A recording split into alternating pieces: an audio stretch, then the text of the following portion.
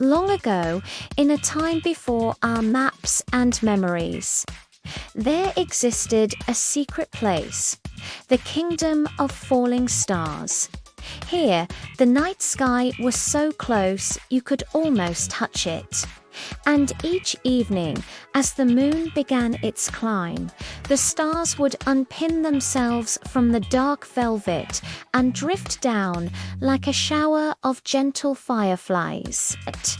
They didn't fall just anywhere. They fell into the waiting pockets of children. The grown-ups called it the gift of the sky. Nobody knew for sure why the stars chose children, but the whispers said that only innocence was strong enough to hold their brilliant light. Every child treasured their stars in their own special way. Some tucked them away like precious coins, saving them to keep warm on chilly nights. Others would trade them for wishes: one star to heal a scraped knee, to bring a lost puppy home.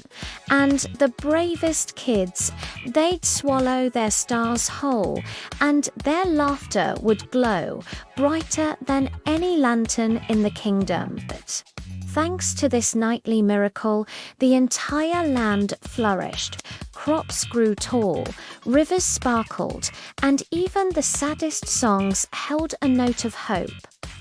But not everyone was happy. In the dark, distant mountains lived the Shadow King. He watched the children with envy, his heart heavy with greed.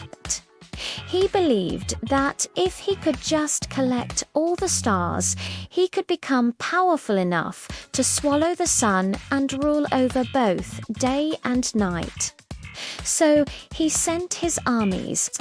They marched with nets woven from pure midnight, trying to snatch the stars from the air before they could reach the children. But the stars were clever. They were nimble.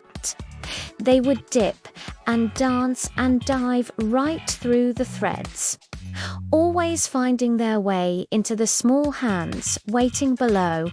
One cold winter, a little girl named Leora noticed her pockets were overflowing with light. She had more stars than she could ever need, so she began to share them. She gave stars to the sick to bring them comfort, and to the weary to give them rest. One day, the Shadow King came to her village, disguised as a humble beggar. Leora, seeing his sadness, placed a single warm star into his palm. At its touch, something miraculous happened. The star's light melted the envy right out of his heart. For the very first time, he saw the kingdom not as something to conquer, but as a home. That night, the stars fell faster and brighter than ever before, filling every child's pocket until the whole kingdom glowed like a new dawn.